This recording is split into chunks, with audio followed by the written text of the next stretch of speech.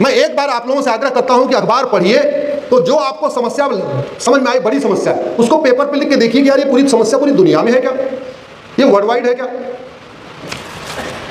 Japan में आज भी राम राज्य है, लेकिन भारत में राम राज्य नहीं है। भगवान श्री राम पैदा हुए भारत में, लेकिन भारत में राम राज्य नहीं है, सिंगापुर में राम राज्य है। भगवान श्री राम, भगवान परशुराम, भगवान कृष्ण सब लोग यहां जन्म लिए। दुनिया में सबसे ज्यादा मठ मंदिर कहां है, जोर से बोलिए जरा, भारत में। दुनिया में सबसे ज्यादा पंडा पुजारी कहां है, भारत में। दुनिया में सबसे ज्यादा नेता भारत में, सबसे ज्यादा अभिनेता भारत में, सबसे ज्यादा लेखक भारत में, सबसे ज्यादा पत्रकार भारत में, सबसे ज्यादा कलमकार भारत में। दुनिया में सबसे ज्यादा प्रधान भारत में, सबसे ज्यादा पार्षद भारत में, सबसे ज्यादा सांसद भारत में, सबसे ज्यादा विधायक भारत में, सबसे ज्यादा वकील भारत में, सबसे ज्यादा प्रोफेसर भारत में, सबसे ज्यादा जज भारत में, सबसे ज्यादा चर्चा भारत में, सबसे ज्यादा विचार विमर्श भारत में, सबसे ज्यादा चिंतन मंथन भारत में।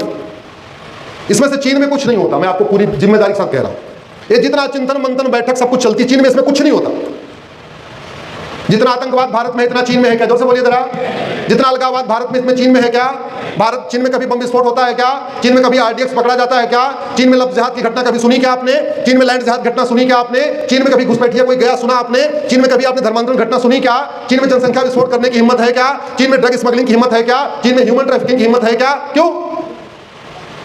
वहां तो कोई देवी देवता नहीं है। न राम ने जन्म लिया, न कृष्ण जन्म लिया, न महावीर ने लिया, हनुमान ने लिया, न गौतम बुद्ध ने लिया, न छत्रपति शिवाजी महाराज ने लिया, न सरदार पटेल ने लिया, न राणा प्रताप ने लिया, न स्वामी विवेकानंद ने लिया। सारे देवी देवता महान सब भारत में जन्म लिए। इतनी समस्या, वहां किसी ने जन्म नहीं लिया, कोई समस्या नहीं। क्या डिफरेंस क्या है? क्योंकि उन्होंने राम मंदिर तो नहीं बनाया, लेकिन उन्होंने राम नीति लागू किया। राम नीति है भयभीर होय न प्रिय। उन्होंने कृष्ण मंदिर नहीं बनाया, लेकिन कृष्ण नीति लागू किया, सठे साठम समाचरित। तो आज की डेट में भय पैदा करने का काम किसका है? शासक का।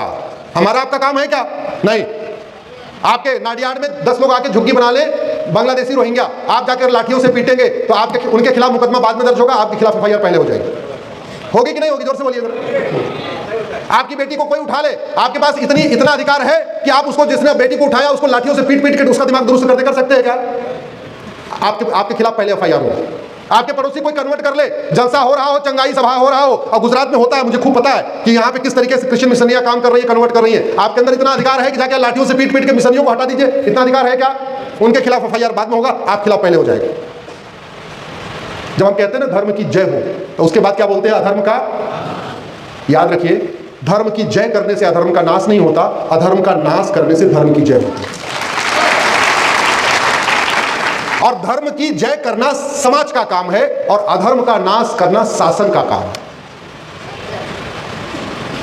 हम गौशाला चला सकते हैं। गौशाला चलाना क्या है? धर्म की जय। और गौ तस्कर को, गाय खाने वाले को जेल में डालना, यह क्या है? अधर्म का।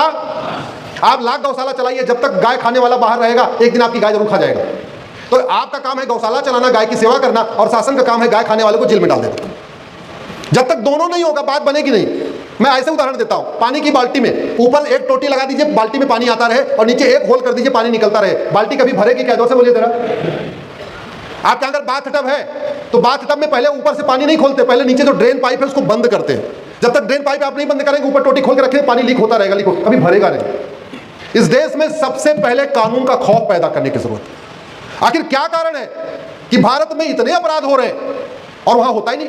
यहां 32 गाड़ियों में 32 कुंटल बारूद इकट्ठा कर लिया, वो भी भारत की राजधानी के आसपास। आपने कभी सुना कि चीन की राजधानी बीजिंग के आसपास किसी ने 32 किलो आरडीएक्स इकट्ठा किया हो? जोर से बोलिए जरा। नहीं। आपके गुजरात में 3 पकड़े गए, उसमें एक डॉक्टर पकड़ा गया, खतरनाक जहर बनाया उसने, और 1 कुंटल जहर बना लिया। मेरी डॉक्टर से बात हो रही थी बहुत सारे रिसर्च के लोगों से। वो जहर इतना खतरनाक था कि वो जो भोपाल गैस कांड हुआ था ना, उससे भी खतरनाक जहर। हवा में उड़ा दे तो जो सांस लेगा सब मरेंगे। जो राइसिन जहर मिला था 1 कुंटल, वो इतना खतरनाक जहर मात्र 100 ml अगर एक पानी की टंकी में डाल दे तो पानी की टंकी पीने वाले सब मर जाएंगे। और एक पानी की टंकी सामान्यतः 10,000 लोग पानी पीते हैं एक टंकी से। वो इतना खतरनाक जहर था, एट ए टाइम 10 लाख लोगों को मार सकता था। वो तो पकड़ लिया गया। आप मुझे बताइए, सिंगापुर में ऐसा जहर कभी सुना आपने पकड़ा गया हो? जोर से बोलिए जरा। चीन में पकड़ा गया क्या? तो भारत में क्यों पकड़ा जा रहा? क्योंकि हमारे देश में संविधान की शपथ लेने वालों को मानव और दानव का अंतर ही समझ में नहीं आता। मानी जज साहब बैठे हैं, उनको मानव दानव का अंतर पता है। ताली बजाइए मानी जज साहब के लिए कि उन्होंने मानव और दानव का अंतर किया और दानव को हमेशा फांसी पे लटकाया।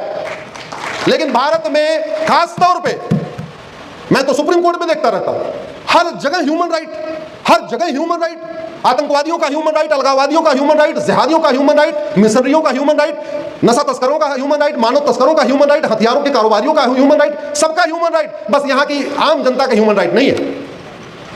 मानवाधिकार मानव का होता है, दानव का नहीं। इस व्यवस्था को हमें फिर से एक बार बहाल करना पड़ेगा, और जो दानव है वो किसी भी तरीके का कृपा पात्र नहीं होना चाहिए। तो भारत को अगर बचाना है तो हमें जस्टिस विद इन ईयर लागू करना पड़ेगा। जब तक साल भर के अंदर देश विरोधियों को, जासूसों को, गद्दारों को, मक्कारों को, हरामखोरों को फांसी देना शुरू नहीं करेंगे, हमारे न बच्चे सुरक्षित होंगे, न हमारा सनातन धर्म सुरक्षित होगा। बहुत बड़ा खतरा आ चुका है। और एक बात और याद रखिए, वो केमिकल बनाने वाले पकड़े गए, पुलिस ने पूछताछ किया, उन्होंने चलो कुछ बातें बता दिया। डॉक्टर पकड़े गए, डॉक्टरों ने पूछताछ, पुलिस ने पूछताछ किया, कुछ बात बता दिया। ये बेचारे पुलिस वाले कोई अंतर्यामी है क्या, कोई जादूगर है क्या कि जो आतंकवादी के मन में है सब बात उगलवा सकते हैं क्या? अरे जो व्यक्ति बम बांध के फटने के लिए तैयार है वो पूरा सच पुलिस वालों को बताएगा क्या? जोर से बोलिए जरा। नहीं। जो व्यक्ति जिसको अपनी जिंदगी की चिंता नहीं, एक व्यक्ति फरीदाबाद से चला गाड़ी में बैठ के लाल किला के पास गया, 3 घंटे वो बैठा रहा बम बारूद लेके, ना उसको अपने माता पिता की याद आई, ना अपनी बीवी की याद आई, ना अपने बच्चों की याद आई, ना बहन की याद आई, और 3 घंटे बाद बम लगा के फट गया, और वो भी डॉक्टर। अगर वो पकड़ा जाता तो जो इतना मेंटली ब्रेन वॉश हो चुका है, वो पुलिस के थोड़ी देर उल्टा टांग देने से, या पुलिस के 4 बार लाठी मार देने से, या मान लो पेट्रोल उल्टा करके थोड़ा 2-4 बूंद पेट्रोल डाल देने से, वो सच बता पाएगा क्या? वो पुलिस के बंधु बैठे हुए हैं, बता देगा क्या भैया? नहीं बताएगा। वो देखो इशारा कर रहे, नहीं बताएगा। तो समाधान क्या है? समाधान है technology, narco polygraph brain mapping कानून, narco polygraph brain mapping test. अरे ये भी गारंटी नहीं को टेस्ट में भी सब बता देगा, लेकिन 99% चांस है कि सारा सच सामने आ जाएगा। लेकिन हमारा सुप्रीम कोर्ट बैठा हुआ है, ना ना ना, narco polygraph brain mapping test article 20 का वायलेशन है, फंडामेंटल राइट का वायलेशन है।